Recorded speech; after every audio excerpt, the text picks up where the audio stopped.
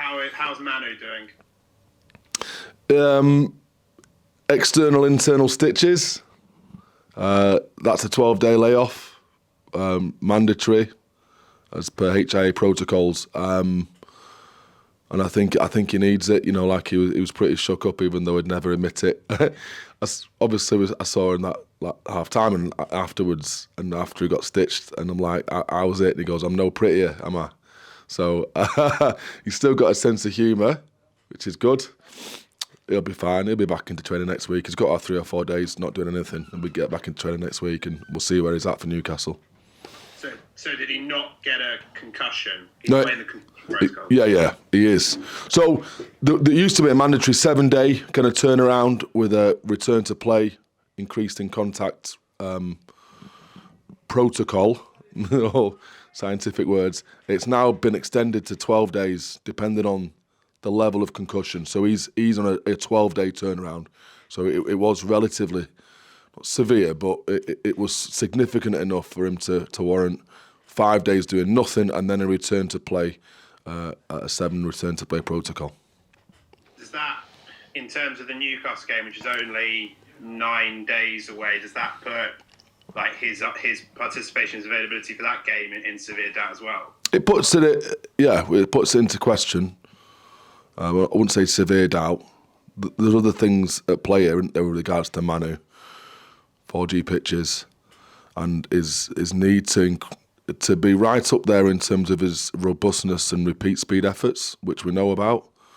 So we'll look at all his markers, both kind of physical and mental, before we make that decision. But we'll get to that point next week. In regards to the incident, on the day Matteo Renau said play on, deemed that there was nothing illegal. Yesterday, I think it was, Andrew Warwick had been cited, and I don't know the outcome yet of that citing. Does that frustrate you that on the day, despite the fact that everyone could see there was clearly something wrong, even though there was clearly no malicious intent to hurt Manu in that situation, that in the current rulings, the current laws, you would think would be quite a severe sanction, and then he gets cited afterwards? Does that frustrate you that obviously it didn't affect the result on Sunday, but that's not really the point. The point was that it seemed to everyone that it was an illegal hit, and yet an international referee and his officiating team, despite looking at it time after time, deemed it to be a legal hit when we could all see it wasn't.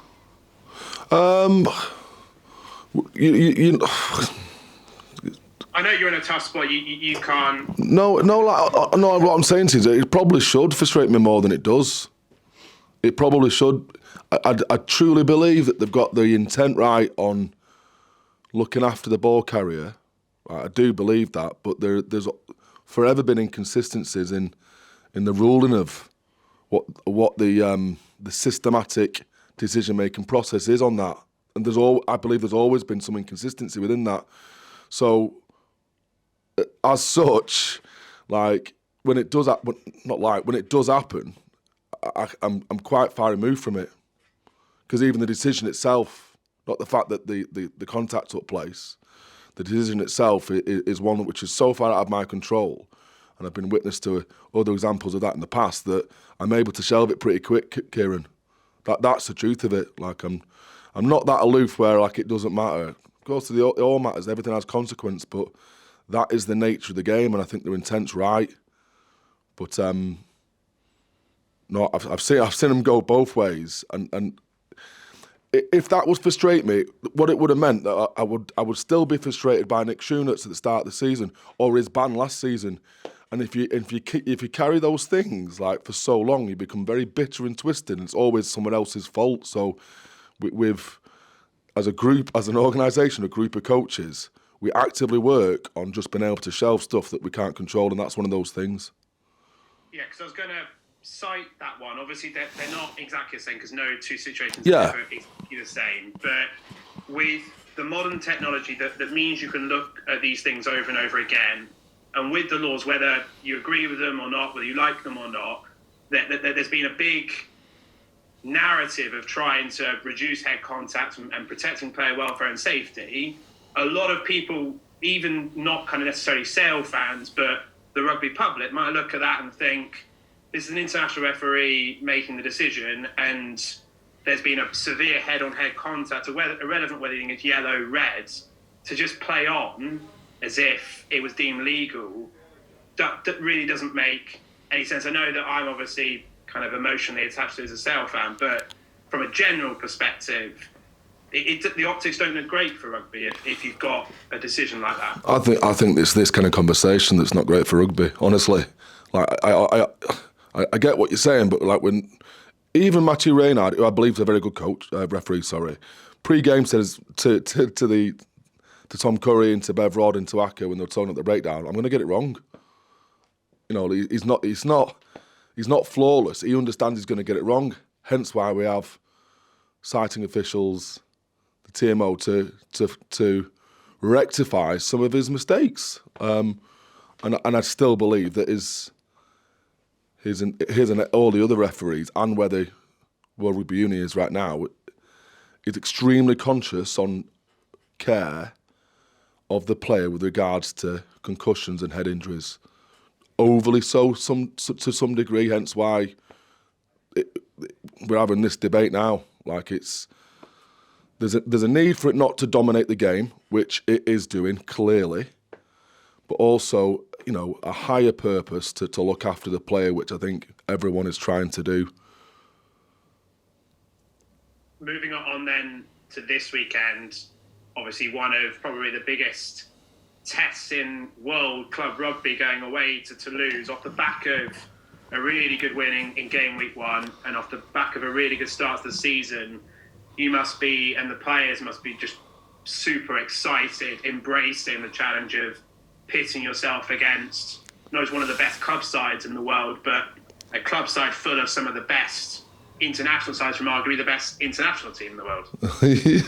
yeah. Probably said it all there, haven't you? There's loads of matchups, isn't there? There's like, they've got the best attack, top 14, we've got the best defence in the Prem at the moment. They've got the most offloads in the top 14. We've got the most dominant collision statistics in the Prem. Those two things negate each other. There's the size and the weight and the power of the set piece with some of those fantastic individuals they've got. And, you know, we feel like one of our strengths is the dominance we have through our scrum and our maul. So there's another, like, really exciting challenge facing this weekend. And then there's going there, isn't there? Like, it's you don't want to never get overshadowed by the occasion, Kieran, like, or overwhelmed by it.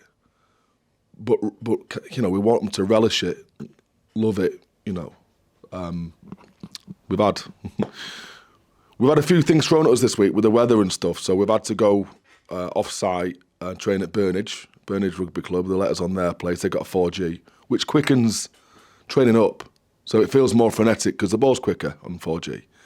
And allied to that, we had Martin Hibbert come down. So he was one of the very few survivors in a certain radius. In fact, him and his daughter are only two survivors within a 30-foot radius of the Manchester bomb at the Ariana Grande concert. You know, it was 2017.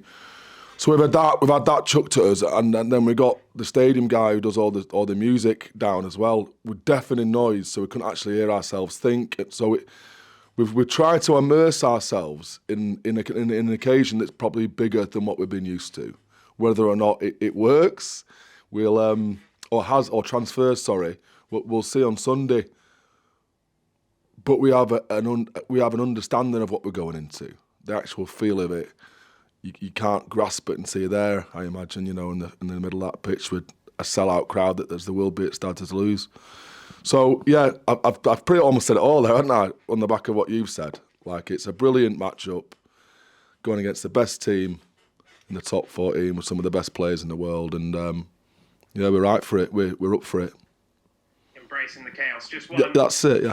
From me, Joe Simpson announced last week he's retiring at the end of this month. Just a quick word on him since he came to the club over the summer and what he's added over these last 5-6 months. Well, we won't be in the place we are right now, Kieran. As well, you know, we wouldn't be in terms of some of the performances been able to for the most part, bring him on and add, not just close, but add to those last quarter performances we've had. We wouldn't have those, so undoubtedly we wouldn't have had the number of results that we've had. But so what? 6 clubs, 17 years, nearly 300 appearances. That's what he adds from a rugby perspective, and he's been embraced and loved and adopted in every one of those scenarios. And that, that's Bath, Sarries, the more Gloucester, and most recently us. But then little do most people know that it's got a young family down in Cheltenham, like a 1-year-old daughter, gorgeous, super intelligent wife, Emily, little daughter Matilda, and so he's making the trip twice a week. So the sacrifice that he's made to finish his career where he's at shows the measure of the man that he is, and that's also, and the lads know that, they know what he's sacrificing to be with us, to contribute to finish his career where he's at, and that's reciprocated. I think they do a lot for him. So yeah, he's very much appreciated, really valued, not just to us but to the game in general. I think his overall contribution over the last 17 years has been exceptional to be where he's at, where he's finishing, and where he's been for the majority of his career, which is right at the top. Very few, like every young player should take a leaf out of his book in terms of how to have not just a top level professional career, but a happy life and a good looking wife and a really I would say well-rounded career both on and off the field.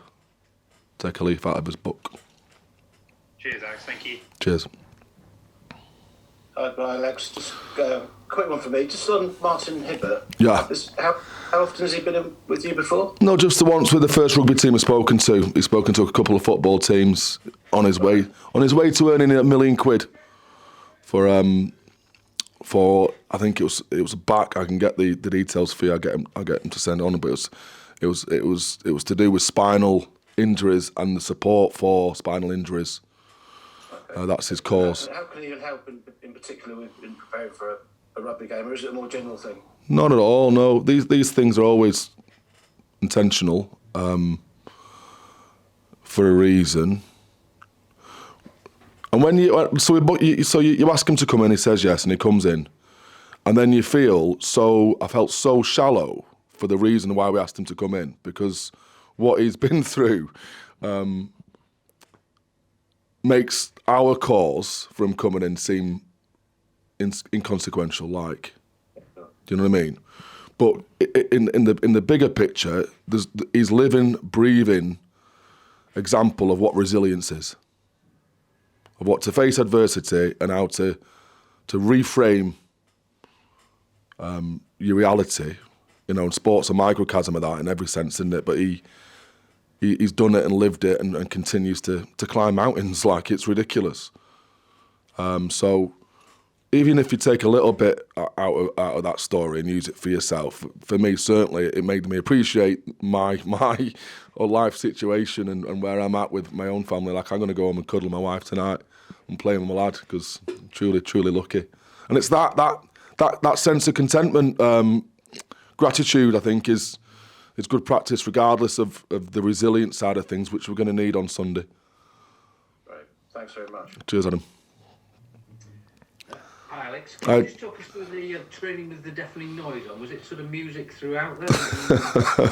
It gave me an headache, that's for certain. It really did. I couldn't think myself, and these lads are trying to play and talk and think, and they couldn't hear the people next to them. It wasn't throughout. We had some upbeat music for the warm-up. A little bit of because it was in Burnage, so we went Oasis, and we went who's the band we have on before, Kieran? The Manchester band, as a warm-up. You know what I mean, don't you?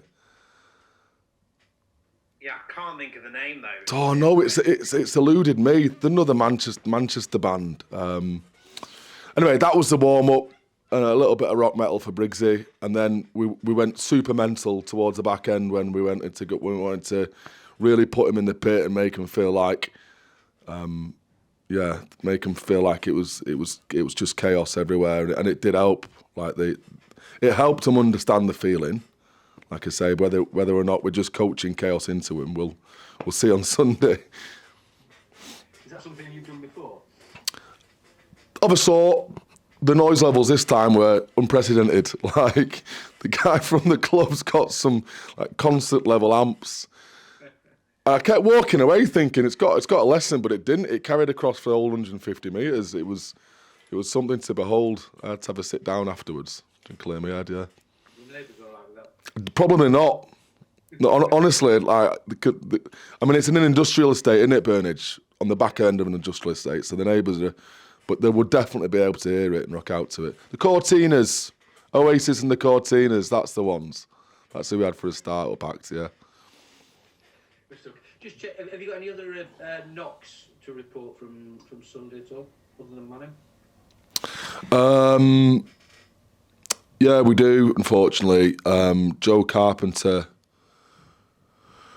who we took off right at the back end, was suffering from some hamstring tightness. So we're still with him working his way through that. Whether or not he starts or not. Well, if he's fit, he'll start. If he's not, he's not. But we want to give him as long as we can, because behind the scenes, you know, Jason Woodward is carrying a niggle, as is Luke James, who's a couple of weeks off yet. So Carps is relatively precious, and plus he's been playing like a legend, hasn't he? So. Okay. And when I'm just wondering if you can give an insight, when you're preparing to play against the likes of Dupont and Tamak, is there a danger that you could sort of almost overdo the analysis? And think, you know, how the hell are we going to stop these people? Yeah. Do you have to sort of stop yourself at some point? Yeah. I think the coach has been really good, actually. Really good. Not. It's too easy to hype them up, isn't it? Like I mentioned, some of the strengths. It's too easy to show them at the best, and you know, can put a bit of doubt in your own lad's mind. Yeah. So we're focused on how we're able to stop them performing and playing on that front foot, where we're super dangerous. If we give them that kind of front foot quick ball, if we allow their big guys to dominate and onto max space to drive at the line and all those kind of things. I mean, these are quite generic things, but with other teams you can recover. With this team, you won't. They'll go through an offload and they'll score tries. So a lot of the focus has been on our ability and how we have the tools to be able to prevent that kind of front foot jouet style rugby that they're able to do. So the focus has come back to us on that, looking at our strengths. Speaking of, I mean, Gus Ward's been playing really well as well. I mean, it's a great challenge for him, isn't it? Yeah. So Gus, I don't know if you knew, but I only found this out last Tuesday. He's been the eternal like underdog. Gus has. He got a contract as a second choice back in the academy, and wasn't really recognised until he was about 18. And then in my first 6 months here, I asked him to get some game time, and he went to Doncaster. And so Gus has found his way to where he is through perpetually being under the radar and being the underdog. And I think he's developed a super skill in motivating himself by proving people wrong. So there's no more under the radar underdog kind of fairy tale story that could exist apart from him playing the world's best scrum half. Let's just say that. Or you might say that Faf is, but I think Dupont got voted the world's best, didn't he, a couple of years ago. Yeah. He's really excited by the challenge. We just had him in the office, and he was learning some French phrases that could try and throw Dupont off some GCSE French. Right. And Rafi's still a few weeks away, isn't he? Yeah. Yeah. Took it to mid-January, something like that? Yeah. Yeah. And George Ford still similar? Is that about right? Yeah, and that's the earliest opportunity, mid-Jan, yeah. Okay. That's all from me. Thanks, Alex. Good luck the weekend. Cheers, John. Thanks, guys. Right, so that's one quick last one about Go on, Columbo. Curry and Tom Roebuck are up to. I know Tom got injured a couple of weeks back against Bristol, and I think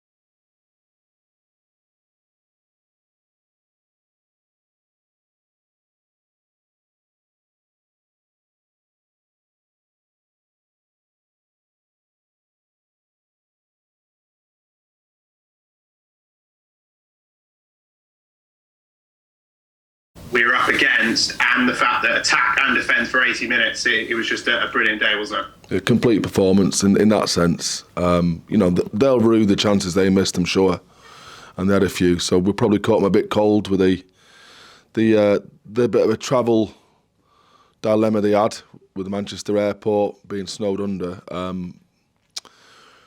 But we got a lot right, and I said going into the week, it's as good as we felt physically and mentally at this point in the season. So it's always nice when the performance backs up your feeling at the weekend, yeah. Defensively, obviously attack-wise, brilliant. 6 tries defensively to nil aside of the calibre of Ulster, I think, averaged the most tries in the URC so far this season. Obviously not within Sale, he's not underrated, but do you think Mike Forshaw is a little bit undervalued outside of Sale for the work he's done, not just this season, but for a number of seasons now? The defence has been one of, if not the best in the Premiership. He's the best defence coach I've worked with, definitely. But let Hupschnee and the Shupschnee, regarding Mike Ford, because sorry, not Mike Ford, Mike Forshaw, because there's probably England jobs going to go up for grabs in the upcoming months, and I want to keep him firmly rooted up north. He's brilliant. He's really good. Look, I will lecture Rickle because he deserves it. There's always everyone's got a system, haven't they? Everyone's got a system by where you go here and you go there, and who you set first, and you're spacing in around your first 2 or 3 defenders, and they base it on whether it be line speed, physicality, and that's all well and good. But the intent, right? The intent that he's able to convey to the players, sometimes not through a verbal eloquence, but just sheer charisma. And there's that, and the fact that I reckon they believe he'd do it himself. Well, he would. It's Iron Mike, innit? It's Granite. We can continue on the number of nicknames he's got. He's a bit of a force of nature, I have to say, and it comes out in the players' actions. He epitomises the defensive intent that we possess within this organisation, does Mike?